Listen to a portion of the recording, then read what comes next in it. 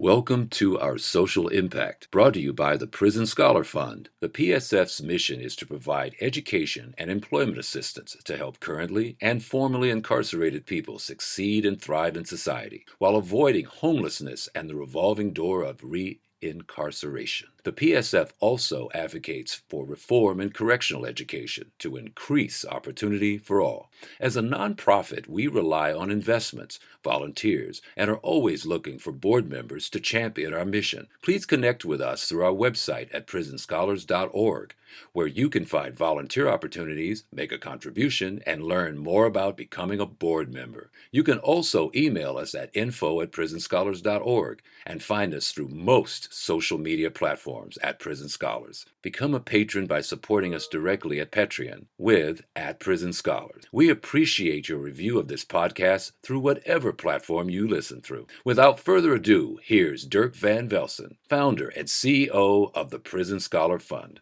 Welcome to our social impact. We're in Dalton, Illinois, which is south side Chicago. Yep. And I'm at the home of Marlon Chamberlain. Yep. Thank you so much for inviting me. Definitely. So tell me about yourself and what you do you work at the same place that Quentin works. Yep. So I work for an initiative called Ready Chicago, which is an acronym for Rapid Employment and Development Initiative, and it's an 18-month transitional jobs program that offers cognitive behavioral therapy and a list of other wraparound services for perpetrators and victims of gun violence. And I'm the community project manager for Greater Englewood in Chicago, Illinois. Okay. So what does that look like? What do you do there? So one of the unique things about my job that I love is that no 2 days are the same, and so each day is different. But my primary responsibilities is to make sure that the program is being implemented with fidelity, and then also that the participants that we're serving, my job is to make sure that the services that we're offering are quality services and that we're actually really implementing the model in the way that it should be. Okay. So of course I met you at the Just Leadership USA Leadership Development Program in New York. Yep. Followed you out to Chicago to talk to you. Yep. So kind of tell me about your journey. How did you get involved with JL USA, and also how did you get passionate about this work? So how did I get involved with JUSA? So a couple of years ago in 2016, they had an emerging leaders training here. And Colette Payne, who's a friend of mine and also a part of a coalition that I belong to, invited me out to come out to the Emerging Leaders Training. I went, absolutely loved the training. It was one of the best trainings that I had been involved in as far as just the investment in people with records. So that was my first connection to JUSA. But how I got introduced to the work, I spent 10 and a half years in federal prison. I was released in 2012, in May of 2012, and upon my release, let me go back. So I was initially sentenced to a 20-year sentence, and because of the Fair Sentencing Act, my sentence was reduced from 20 to 14 years, in which I served 10 and a half. And so even prior to my... Wait, let me jump on it there. I'm not familiar with the Fair Sentencing Act, and was this about drug crimes, or what they get you for? So my crime was a drug crime, a conspiracy, and the Fair Sentencing Act changed it basically changed the disparity between crack and cocaine, and it lowered the sentencing levels for people who were on conspiracies that involved crack cocaine. And that Obama did that, right? Yeah, that was under his term. Yeah, well, Obama signed it into law, but there were a lot of organizations that helped build out that legislation. But he signed that into law, I believe, in 2007. Okay, so you got out after 10 years instead of 20. Yes, absolutely. That's a good break. Yeah. So even in prison, when that happened, that really motivated me to want to get involved, because prior to my prison experience, I had no knowledge of the legislative process, and so I just kind of committed to myself to say when I get home, I want to work for an organization that works on legislation to change policy, because I left behind in prison a lot of good people who I believe that the reason the man I am today is because a lot of investment that from the relationships that I had in prison. And so I wanted to do something to try to give back, to change the system so that a lot of these young men and men could come home. Okay. So kind of talk about, the difference between the man you are today and the guy that led you to prison. I don't know when you fell, what age you were. I was 24 years old. Of course, you But sounds like you're probably getting in trouble before then, yes, like yeah. most of This us. this was actually my fourth time in prison when I earned the Fed case. Okay. So prior to me serving 10 years, I was involved just like with a lot of a lot of my convictions were related to drugs. And after my federal case, I just kind of realized that I wasn't good at selling drugs, and so I decided I wanted to do something different. But it was an addiction. I initially started with the vision of being able to make some money to take care of my family, and then I got addicted and just I couldn't stop, and just like I would go to prison and would get out, and because I didn't basically surround myself around a good support network, I went right back to the same environment and did the exact same thing. Yeah, you had kind of a bad reference group, so you're doing the life on the installment plan. Absolutely, absolutely. So what helped you break that? So this last prison experience, like When you're looking at 20 years. I had 20 years. I was 24, 25 years old. And I couldn't see myself coming home at 40 something years old doing the same thing again. And so I started just like signing up for any educational program I could sign up for. It was unfortunate because of the length of my sentence. I couldn't sign up for like any college courses because I had too much time. They have time blocks. Yep. And then once my sentence was reduced, they told me that now after serving, I think I had been in maybe 7 to 8 years, they told me I was too short to sign up for any like college courses. So the federal system has some courses at that time. Yep, they had this was so by the first institution I was in, Milan, Michigan, there were limited like education like college programs. But when I was transferred to Yankton, South Dakota, they had a lot of educational programs. Some of that I was able to participate in, but like the long term, like 4 year degree, like college classes, they said I didn't have enough time to sign up for one of those. So what kind of year? What year was this? Between 2002 and 2012. So I was in Yankton, South Dakota, I believe, from 2009. So the Pell Grant had already been taken away. They just had a few programs left. Yeah. So who funded those programs if you're in the federal system? I'm not sure.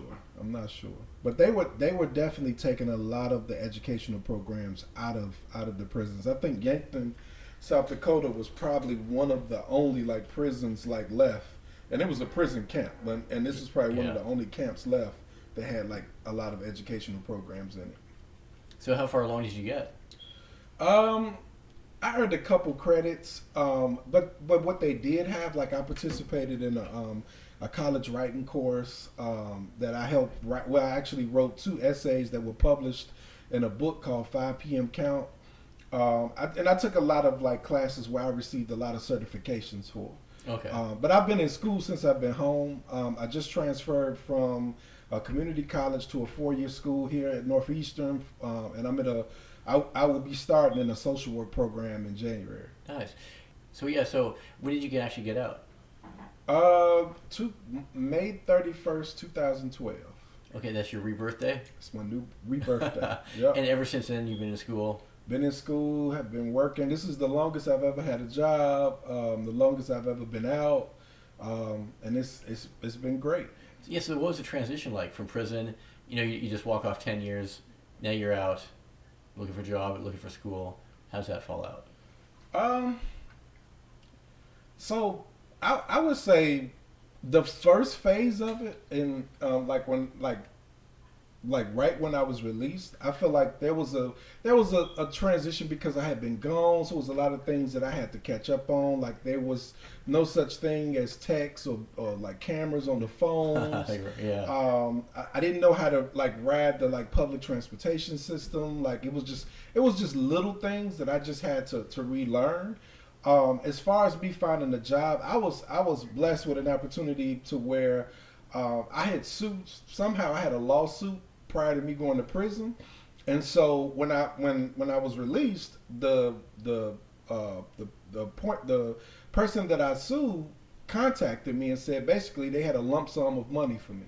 Nice. And so that helped because I didn't have the pressure of like I need a job like right now because I had some money. You had a little cushion. I had a little cushion, so I was able to sign up for school, and I went, and I didn't enroll in a college program, but it was a program, I think it was called like Step Up, which was a program basically that would prepare you for college. And I was able to take my time and really find like figure out like what I wanted to do. And so I initially started off starting a painting company of my own, where I was able to hire people straight out the halfway house who had just come home from prison. And so I basically kind of started like my own business that was very successful upon me like coming home from prison. Nice. So the first phase of it was interesting. I'll say that. I had a good support network, so my family was definitely like there to help me. I think now that I've been home, I think I'm going on 8 years or 7 to 8 years. The transition is like what I really realized is like people talk a lot of times about like just the employment and housing of that's people a big coming one. home from prison, but people don't really talk about like just the mental like fortitude that you have to have and grow into from just because I think initially when I came home I was trying to make up time with my kids, make up time with my family, and what I've realized is that I can't, you know, and for me that means that my focus now has been just being more present in what I'm doing versus trying to just like make up time in everything that I'm doing. So I've really been able to slow myself down mentally and kind of think through like what do I want to do and what is my vision for myself over the next 3 to 5 years versus me just coming home and I was working like I was working 3 jobs at one time and going to school and it was just too much. Yeah, you're just killing it though. Yeah. So it sounded like you didn't have the housing issue problem. A lot of people have that. No, I didn't have a housing issue. I actually moved from the halfway house. I stayed with a relative for I think a month and a half, and then I moved into a house in South Holland. Okay. Yeah. Was it hard to move in the house, or you had friends So there? no, because of me just coming home and networking, I met somebody who had a record, who had done prison time, who owned the house, and so me explaining to him my situation, it was like when I said like I just want to be upfront and let you know that I have a record. He was like, you know, you don't have to worry about that. I've been to prison too. So Cool. It seems like a lot of people that have the easier process of getting in, they kind of social network it. yeah, Because otherwise you hit an apartment building with a property management company. yeah. And are you guys working on the Ban the Box for housing in Chicago or Illinois? Is that one of your things? Yeah, we are. So I'm also a part of the Rocky Coalition, and I've missed a lot of stuff that I've been able to like start. So I'm gonna just give like a brief summary. Oh yeah, hit them all. We've just been catching up. So, like, there was a transition from me owning a painting company to where I was able to hire someone who kind of took over as like the foreman of the company, and I was hired as an organizer for an initiative called FORCE. Which was the acronym for Fighting to Overcome Records and Create Equality, and it was led by people with records. And so from my organizing work, we went on to pass 6 bills. The biggest one was the sealing eligibility, where now there are thousands of records and convictions that can be sealed because of our work. Initially in Illinois, there were only 9 convictions that could be sealed. And like I said, because of the work that we did, it took us, I think, maybe 2 years. Like now, there are thousands of convictions that folks can have their records sealed to apply for housing and employment. So what's that process like? You get out of prison, you're formally incarcerated, you join this group to help these things get overturned. Like, what do you do? Like, what's your day-to-day when you pass these laws? So a lot of my time was spent either in just different communities, building relationships, and going out to like just different like reentry agencies. So I built the start was me just developing relationships with the leadership of just different reentry agencies, and then they would invite me out to come out and speak. I would put together a presentation, kind of just share a little bit of my story, and then at the end of it, I would ask individuals like, "Hey, do you want to jump on the train and go to Springfield?" Springfield is your capital? Springfield is the capital in Illinois. Do you present at panels there, or just talk to the senators? We've done both, and so when we go to Springfield, when we're there, we're either speaking with legislators, we're sitting on panels, but just trying to educate legislators around like the issues that we're having in Chicago. So do you draft the laws too, or do you review the drafts, or just kind of like add your input informally? So the coalition, we would add our input, but we would also read like drafts of policy once it was drafted. So we kind of help write the policy in that way. I've never personally written like my own like piece of legislation, but a lot of our leaders contributed to what was produced. Very cool. Yeah. So how's that feel? It feels good. It feels good. Yeah.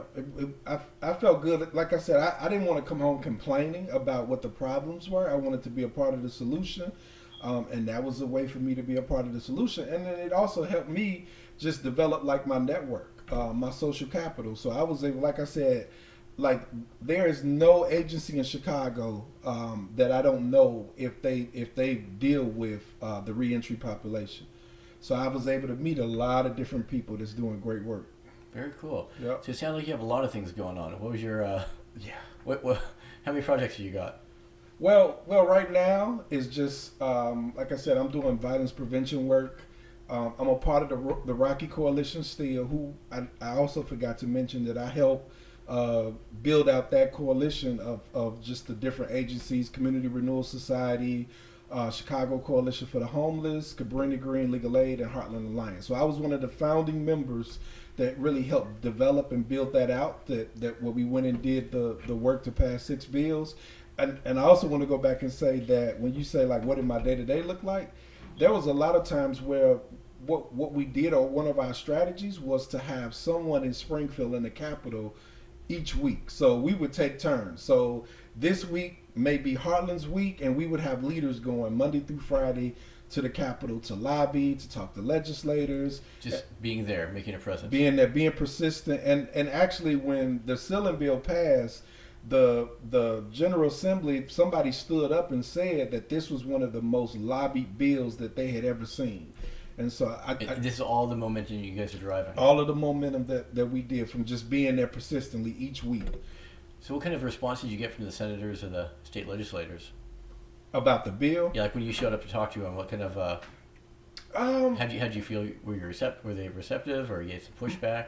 Most of them were receptive. We had a few that gave some pushback, but ultimately, like because of the work that we had done previously, so we had been in Springfield like from I think like 2013 or 2014 consistently. So like they knew of our coalition. They knew like the coalition was consisted of organizers, leaders, and policy folks, and so they knew us. And so a lot of that hard work had already been done. And so even the pushback was just like around like, okay, well, can we set up a meeting with this industry just to see what they think about the bill? But there was no real like pushback to say like it was a few people who just said no, I won't support that. Gotcha. But ultimately, the majority of the folks we spoke to were receptive. So of course, you talk about Chicago, and we're in the south side of Chicago, which Mm-hmm. is kind of the epicenter for a lot of violence. Mm-hmm. So when I came from Seattle, I kind of watched a Joe Rogan podcast, and they were talking about how Chicago was the most violent city in America. Mm-hmm. But of course, when you get here, it doesn't seem so bad. No. So what's your take on all of this in South Side, and how is that different from the other North Side or West Side? Wow, what's the difference between the South and the North Side? For the people that don't know. So historically, there has been like just a lack of investment on the South Side, and if you ride around, and I would even say not all of the South Side. There are specific neighborhoods where there's just been a lack of investment in those neighborhoods, and so you could ride down some blocks and see like maybe 10 or 15 vacant homes, and then there may be 2 homes where people actually live in those houses. There are neighborhoods where you won't see a grocery store for miles. I've seen that a lot, food deserts. Yep. But then, of course, if you drive a couple more blocks, you're at the University of Chicago. Yep, completely different neighborhood. With cute little coffee shops. Absolutely. So I would say that the violence is a symptom of poverty and a lot of other just larger like societal issues that have just plagued these communities for decades, and there's just been a lack of investment. And I believe if you were to invest in those communities, that we would definitely see a change or a reduction in violence. Yeah, so it sounds like you're kind of in the criminal justice reform sphere. So what kind of does your work overlap into the community building, or who's doing that work?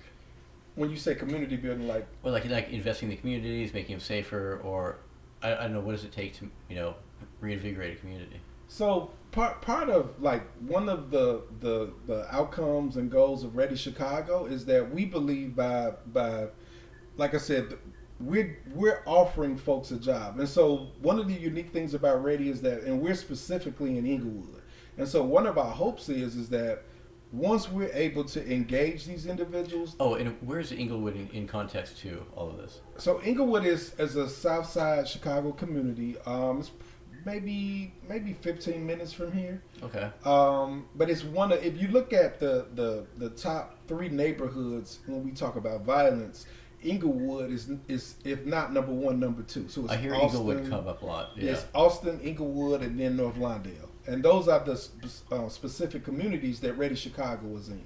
I just happen to be the project manager for Greater Inglewood, and then there's a project manager for Austin and North Lawndale. But one of the goals is, like, we go out, our outreach team, they go out in the community in Inglewood, and they engage these individuals who are out involved in either perpetrators or victims of gun violence, and they recruit them. So if they go out and, let's say, for instance, they run into and they're able to recruit somebody today, that person actually could start work tomorrow. Really? And so the goal is really to get them into the program, and then on Monday, Wednesdays, and Fridays, they participate in cognitive behavioral like therapy groups where they receive like a $25 stipend each and every day. So our goal is once we get them into the program, then we can work with the individuals through like for a time period of 18 months. Really, it's a 24-month program. So you kind of lure them in with the stipend and a conversation. Yep. And then once we get them into the program, it's like I said, a lot of our staff are from Inglewood. They've been to prison. And so we just try to love on these individuals, and hopefully our hope is that when they go back out to the community, some of the things that they're learning, that they take those things back out to Inglewood. So it's funny because we were just talking about the feedback you get from state legislators, and now you're talking to people in their inner city violent neighborhoods. What kind of feedback do you get there? So it's mixed. We've been cussed out a lot. It's Even though you've been formerly incarcerated, they don't really care. It's just no, they don't. You're just in their hood. That's it. It doesn't matter. Just beat it, dude. Yeah. Well, sometimes, and then I mean, just because of my experience and being in the streets, like even if I am cussed out, it's just me being relentless and saying like, hey, listen, this opportunity still exists. If you change your mind, here's my card. Give me a call, and then the next week following up again, because a lot of these individuals like have been let down so much that they expect for folks to come in and try to sell them something and then let them down. So you're not worried about going to this gun violent epicenter, pushing your agenda. You're not too worried about that? Not really when I'm out. Like when I'm out and I'm working, I don't think about it. Are you doing this at 5 p.m. or like 2 a.m?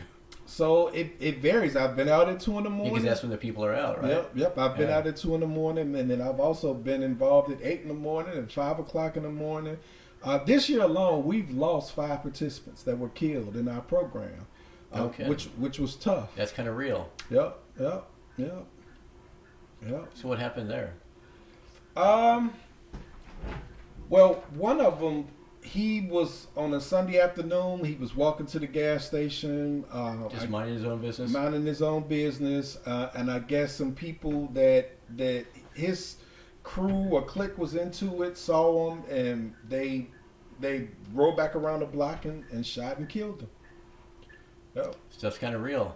Absolutely. And then we had to go back and start programming on Monday, and so when things like that happen, what we do is we would break up the normal schedule like programming, and we would do like RJ circles, or we would have therapists come in and just talk about, like, we would just talk about violence in general and how it needs to stop. So what was his name?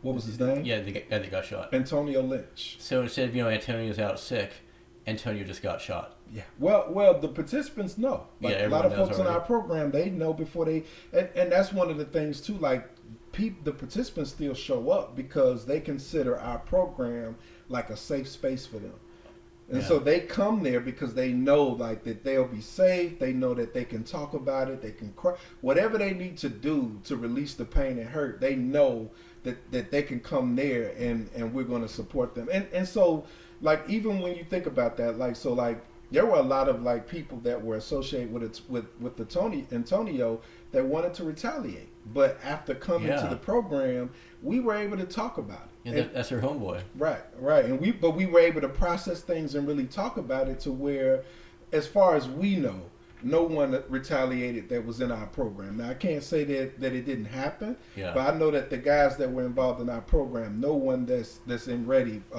retaliated. Yeah, so it sounded like maybe your reference group kind of directed you towards prison or helped you follow that path. Absolutely. So now in this case, you're actually creating a different reference group for people in the same path that you might have been on. Absolutely. Yep. That sounds pretty effective. Definitely. How many people are in your program? So right now across all 3 sites, there are 560 people. Really? And there have been over 1,000 individuals that have been randomized into Ready, but actually like 560 show up, and this is across all 3 sites. Did you call it randomized, and what does that mean? So it's a randomized control study. So it's it's a study that the Chicago University Crime Lab is doing. Yeah, I was going to ask you who funded all this. So the majority of our funding comes from like private funders, philanthropists. Okay, sure. So a lot of our funding, but the goal is we want like public funding so that Ready Chicago can be in all of the neighborhoods throughout Chicago where they're having high rates of violence. So how do they randomize these control groups? Do they kind of just randomly pick you're in the group, you're not in the group, and so the Urban Lab has like an algorithm that they use, and so let's say for instance we submit 10 names, 5 of those names will be selected, and then 5 will go to like a control group. Yep, that makes sense. Yeah, and so there's no guarantee. So if I meet you in the streets and I give my spiel, then you pick up the name. Yep. I would also say, hey, it's no guarantee, but if your name is pulled, you would have a job tomorrow. Oh, interesting. Yep. And then outreach actually, once a person is randomized, then you have to go back and find them. Yep. Outreach has up to a year to find the individual. So even if it takes me 6 months to find you, once I find you, your 18 months starts from the day that you start the program. Okay. Yep. So like, let's say I'm just on the street selling drugs. You come up, you give me your spiel. I say, okay, I'll give it a shot, and I get the job. So what does my job look like, and how much do I get paid?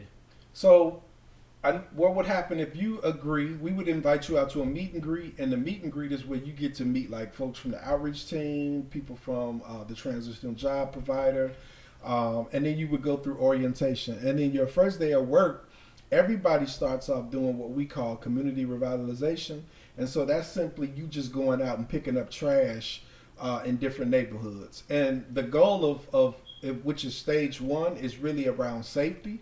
So it's about us really like having the opportunity to build a relationship with you, giving you an opportunity to get to know us. And then also we look for little small things like, can you follow directions? Can you work in a team? Some of the soft skill stuff. Soft skills. Can you show up on time? And we help the individuals kind of like throughout that process. Yeah, what happens when they really struggle? Do you have a performance improvement plan? Yep. Or you give them a PIP? Yep. If they're struggling, so every Tuesday we have a case staffing meeting, and in this case staffing meeting, this is where both the outreach and transitional jobs provider, like each participant has a coach and an outreach worker that works with them specifically, and so they will create a plan based on your attendance. If you're having challenges getting to work, then we would talk about, do you need a bus card, or how can we support you to help you make it here on time? Okay. Yeah. So it's very intense. We don't miss anything. Like I said, it's 4 stages to the program, and one of the criteria is to move to stage 2 is attendance. Okay, tell me the rest of the stages. So stage 2, this is a fascinating program. We framed it connection, which is once you have a certain amount of CBT hours and your attendance and your work crew, like every day when they go out to work, the crew chief who manages them when they're out on the work site gives them like a score that shows that they follow directions. So once you meet the 3 criteria to move to stage 2, then your work assignment changes. So you may go to like urban growers where they actually go out and work like building out like farms. They do a lot of just like outdoor work, but it's more like, I'm trying to think of what's the word to kind of describe it. But you really like out just growing like vegetables and fruits and things like that. This kind of farming stuff? Yeah, urban farming. Okay. I'm trying to think what else is a stage 2 work assignment. you may work in like a shelter or a pantry. So stage two comes with just different work assignments so it increases responsibility. So when you go to stage two, your responsibility increases. Stage three, Oh, does your paycheck increase too? your paycheck also increases. And what kind of pay rate are we talking? So everybody starts off at $13 an hour. What's your minimum wage in Illinois or Chicago? You know what? I think they just moved it up to $13 an hour. Okay. So everybody starts off at 13, and then the raise is a 50 cent like raise that's incremented into what they get paid. So then in stage three, they actually work at like factories. So we have like Modern Sprouts, which is a factory here in Chicago, Freedman Seating, which makes like the seats, the covers for like the seatings and trains and planes. Wait, okay, so stage three, they work on seats. Yeah, they work on Like seats for... the coverings for like trains and buses, like the seating covers and stuff. Okay. Yeah. So they have a contract with the state to Yep. produce these. Yep. So then stage four is unsubsidized employment, which means they've identified like something that they want to do. They've been through some sort of like training program. They've completed that training program, and now they're actually working. It could be anything from as a truck driver, a machine operator, whatever they decide, like career-wise, they want to do. So that will be stage four, which they will be working. Like I said, it's unsubsidized employment. So like maybe looking at a year in context, what does the funnel look like? How many people sign up for stage one, and then what's the attrition rate as they march through the steps? So it depends because each person is different. We have some folks who have been in the program for 18 months and they're still in stage one. Just because attendance is choppy.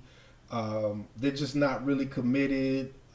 I mean, it's just... They just show up every once in a while. They just show up every once in a while. And that's one of the unique things too. So it's very rare for us to kick someone out the program. So you could have a fight, you could cuss somebody out, you could threaten somebody, and there's a way for you to come back into the program.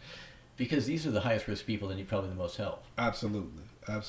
And that's really what we look at. So we look at like the individuals who are what we would say the highest risk of the highest risk. Like we really try to like pay them more attention and offer like just more support to the ones that we know that are like just very active in the streets. So right now, how many people do you have in phase one? Or is it step one? Stage one. Stage one. I would say out of 77 folks right now that we have in Inglewood, I would say probably about maybe 35 of them are in stage one. Okay. Yeah. And stage two, what does that look like? Stage two, we probably have about maybe 10 to 12. And Okay. then maybe around the rest, well, maybe more than that in stage two. And then it's only a few guys that's actually in stage three. Because Okay. the program just started too in August of 2017. Oh, really? Okay. So we're actually just now starting to see like our first wave of people complete the program. And then how many people work with you? So I'm the community project manager, so I don't directly work with the participants. My job is to make sure that the systems and processes that are in place, that staff are following those processes and systems, and then really helping to build out like more effective like systems and processes, because this is a pilot program. It's never been done before. Okay. So my job is more like I'm like a liaison for the partners in Heartland Alliance, which is like the funder. Yeah, that's where I met Quentin. Yep. So I'm more in a leadership role. Okay. But I also work like with just the partners and supporting them in however I can. Yeah, so if it's not you actually interacting, how many people do you have interacting with the people running through your program? So each participant has a coach and an outreach worker that they specifically like work with individually, but like on a daily basis. So let's say today is Monday. There are I think 5 like cognitive behavioral therapy groups. So each one of these... these... they come into Heartland for the group, or do you do the groups on site at Inglewood? And Yeah, the groups happen in Inglewood. And then there's a coach that has 10 participants that are in their groups Monday, Wednesdays, and Fridays. So it's 10 participants per coach, and there's like 5 groups. And then you also have outreach workers that are actually in the groups as well. So it's a pilot program, and how long are you going to run it for? And then what are your outputs or your measures? So the goal, it was initially a 3-year program. We're hoping to receive funding to extend that 3-year mark. And then the outcomes, one of the outcomes is simply like we just want to change the trajectory of a lot of these young men's life. And so an outcome could be we just had a participant who graduated who's now working on his own as a machine operator. So for us, that's a positive outcome. One of the other outcomes is that we want to make sure in 18 months that the individual participants, they don't end up in jail. So that's an outcome. If they can do this 18-month program without going back to jail or somehow getting involved in the criminal justice system, we consider that a success. And then the last one is to reduce shootings. And so the goal is that we want to see a reduction in shootings happening in Inglewood, which we've seen somewhat. And so, like, you can kind of measure the outcomes there. And what is, from this group of people, out of 100 people, how many are going to end up in prison? How many are going to normally end up get shot without your intervention? If we didn't engage these individuals, there was a 90% chance that they would end up either a perpetrator or victim of gun violence. Wow. Yeah, just based on, so I can give you some statistics that I just know offhand. Like, on average, each one of our participants has been arrested like 16 times. You're kidding me. Yeah. So that would kind of explain the 90% chance that something bad's going to happen. Absolutely. These are super high risk. These are super high risk. Wow. Yeah. Okay. Yep. So, I mean, like, and we don't know, like I said, because this is a pilot program, we're still waiting for a lot of the data to manifest. But basically what we've seen, and like we always say, we don't really know the impact because the guys are in the program, we don't know. Like, what if the program didn't exist? Then we don't know, like, how many lives we've changed because these guys are with us versus them being out in the streets. And that's data that I feel like is not collected. And then, like, as far as a data metric, how do you quantify gun violence? Like, is there a cost to it that you calculate? Yes, I wish my wife was here because that's like she knows this stuff off the top of her head. But I mean, if you look at the hours that the police have to put in doing investigations. If you look at just like all of the costs that are associated with like ambulance, the coroners, just there's a list of things to where it costs the taxpayers money every time somebody is shot and killed. Yeah, I was leaving Hyde Park a couple days ago, and I drove past. I couldn't tell if it was a school or an apartment building, but there was probably 5 fire trucks, 6 ambulances, and I swear probably 30 or 35 cop cars. I mean, it's just an overwhelming, crushing force. So absolutely, I think Alonzo said that that's how they do it. Like they respond super, super heavy to let you know they're there. Absolutely. But you know that's not free. So somebody's paying for all of those people to show up. Absolutely. Whether it's one shooting or whatever it is. I do know this, that there is a 9% like, as far as like the like completion rates for the for CPD Chicago Police Department. So they're only clearing the clearance rate. They're only clearing 9% of the murders that happen here in Chicago, which is ridiculous. So it's almost like saying like you're giving people the green light to shoot people because the police are not arresting anyone from these shootings. They're not effective. Not effective at all. A 9% clearance rate. And there's a lot of police out there. And there are a lot of police out there. So what informs that? Is that there's just so much violence they can't do it, or is corruption involved, or what's going on in Chicago? So I would say that like if we look at like just investments, right? If I was to look at my return on investment, I would just say it's not worth it because I do know we're spending billions of dollars on police officers who, for whatever reason, can't seem to solve any of these murders. And so to me, I would rather we invest that money in these communities and see what the return on investment would be. Because a lot of times when we have these violent weekends, we hear like the mayors and the aldermen and the politicians talk about like hiring more police officers or putting more police officers on the street. But if the clearance rate is 9%, I just don't understand like the return on investment. It doesn't add up to me. Yeah, like even clearing murders, that's a reactive response. Absolutely. Like after the murder's already happened. Absolutely. So unless there's loss of multiple shootings, how do you get ahead of that? So I think initiatives like Ready Chicago, like the work that we do, we're on the front end of stuff before it happens because we're actually engaging these individuals. They have a job. They're doing cognitive behavioral therapy. We're engaging them after hours, and so I think that's the proactive approach that we should look at and invest in because it works. Not saying that we will be able to prevent and stop everything, But I think the return on investment is worth us giving it a try versus just sending more police officers in the street. But you're out there in the mix making it happen. Absolutely. So it sounds like you do a lot of the administrative stuff, but it also sounds like you're actually on the streets at 2 in the morning. Yep. So how do you kind of split your role? So initially, when I first started, because I like to be hands-on, I was involved in like more of the like day-to-day stuff that happens on the ground. But what I've learned, because I'm in school and like I said, I have a list of other things that I do, is that I've learned to balance. Well, I'm learning to balance. And so there are days when I'm out and I'm out on the streets, and then there are days when I have to say like, okay, you know, today I'm going to work from home, or I'm going to go sit in a coffee shop.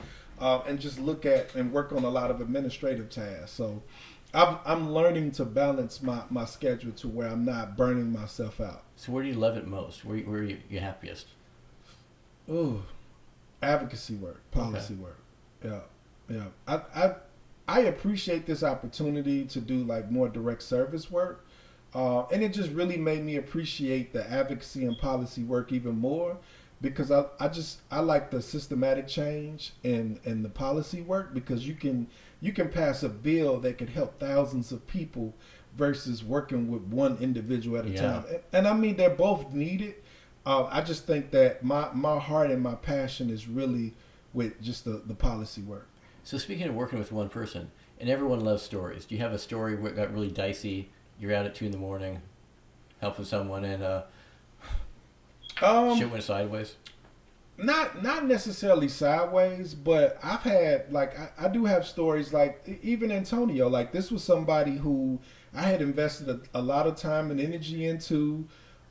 He was still a knucklehead. Was really like really wanted to change his life, and I think to me it just speaks volumes of like what that process is to transition from the streets to saying I just want to I want to become a productive citizen and not be involved in all of this mess. And so there was a lot of times I can remember one day I picked him up early in the morning. It took him a long time to come out. He came out and I kind of was like, hey man, like what took you so long? And he kind of looked at me, smelled like weed. It was like real loud. And he just looked over and was like, I don't want to talk about it. So I turned my music up and was like, okay, I'll continue going to work. We don't have to talk. So then he turns my radio down. He starts going off about his girlfriend, and then when he finished, I said, would you like for me to respond? Or and he was like, no, I don't want to talk about it. So he turned my music back up. So I said, okay. Then I went to McDonald's. He did it again, and then I cut the music off and was like, hey man, listen, can we just talk about whatever it is you want to talk about? And he kind of just laughed and was like, no, I just needed to get it off my chest. And then he went to work, and when he saw me later on, he just pulled me to the side and was like, hey, man, I appreciate you coming to pick me up and listening to me. I'm not used to that. I'm used to people telling me what I should do, and you just respected the fact that I didn't want to talk about it. And he went to work. Very cool. Yeah. Then, of course, we lost him. So how do you... It sounds like you had this lovable knucklehead on your hands. Yeah. He's going down the right path, and then you lose him. Yeah. So what does that feel like? It hurt it.